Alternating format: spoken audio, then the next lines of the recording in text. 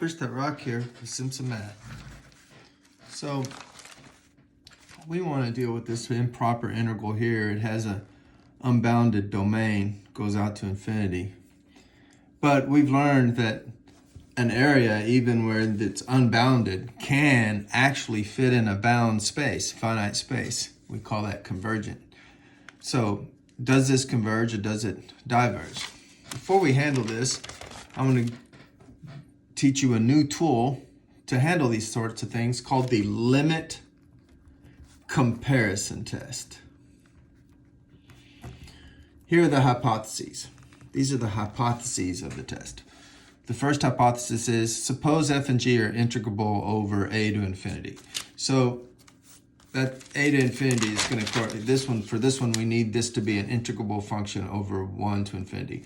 Well, it's a nice rational function. It's maybe discontinuous somewhere, but no, it's not. It's always positive on down here because of the square. So if it was discontinuous somewhere from 1 to infinity, well, it wouldn't be integrable and we'd have a problem. But this is a nice integrable function from 1 to infinity. So we got the first part of the hypothesis established. Next, suppose L is a positive number. Now, when we say L is greater than 0, we don't mean infinity, okay? We're talking about a number. So L's a number that's positive. And so that means it's not infinity because infinity is not a number, it's a concept. Now, if you have both of these hypotheses, then this is your conclusion. When the limit of f over g, as that goes to infinity, if it equals L, then the two integrals do the same thing. So the improper integral a to infinity of f and the improper integral from a to infinity of g will have the same fate. If this one converges, that one converges. If this one diverges, that one diverges. Let's think about why that might be for a minute. Here's an f and a g. This f is going to infinity, and this g, maybe it's going to some asymptote, okay? But the limit at infinity, as we go out to infinity, as the x value is going to infinity, this is getting bigger and bigger and bigger, and this is being some number. Well, bigger and bigger and bigger divided by a fixed number is still getting bigger and bigger and bigger. So it makes sense that that would diverge. But here we have an f and a g both going to sort some number as you go to infinity. And this number divided by that number is going to be some positive number. And that makes sense that maybe perhaps they would, if it's small enough, it would converge. But if one of them is too big, well, then it will diverge. So that's, I don't know, maybe that was a waste of time. But what we have to have is a limit of two functions going to some positive number. Then we know the integral, the improper integral from a to infinity of the two functions have the same fate. So we want to handle our guy that way. And the way we're going to do it is we're going to compare this function here. Let's call it maybe g, 1 over x to the 4 plus 5x squared. We're going to compare it to an f function. And I'm going to make that f function 1 over x to the 4. Now you say, why would I choose that? Well, you'll see. I'll talk more about that in a minute. So I'm going to get the limit as x goes to infinity of, well, you know what? I want to turn the names around. I should have called this one f and this one g, just because the theorem said put f over g. So, and I want to put this guy on the top and this guy on the bottom. Okay.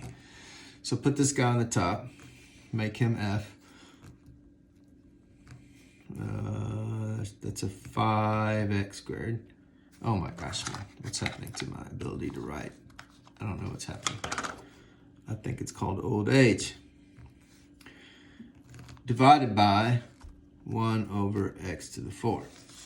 So here's my f, and here's my g. Now, we're going to simplify that, of course, and then you'll begin to see why I chose this to be my g. So I'm going to take this function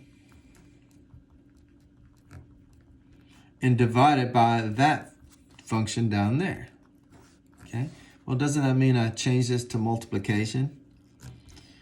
Keep this function, change this to multiplication, then flip that so I get an x squared over 1. And so, oh wait, that's a 4, sorry.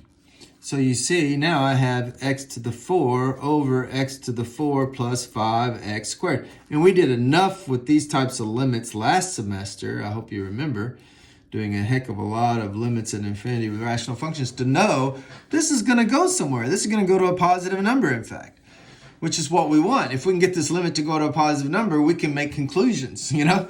So and we'll do a little L'Hopital's here. It's clearly, if I put in infinity, I'm going to infinity over infinity. So, you know, you get 4x cubed over 4x cubed plus 10x. That's still going to be infinity over infinity. So I'll do L'Hopital's a second time. So doing L'Hopital's a second time, I get 12x squared over 12x squared plus 10. Still getting infinity over infinity. Do it a third time. And I get 24x over 24x, which is 1. And the limit of 1 is 1. So I got a positive number that's not infinity. So I now know that the two integrals do the same thing. Okay, so let's talk about that. So on the one hand, I have this integral. This is the one I'm interested in.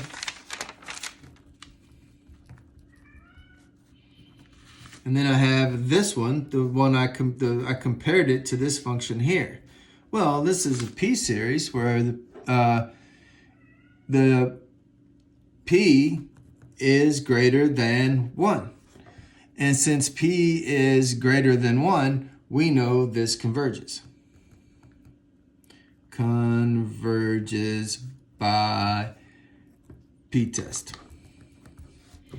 Well, then this guy has to do the same thing this guy does. So this guy up here converges by limit comparison test to this guy. Math made simple. Simpson math.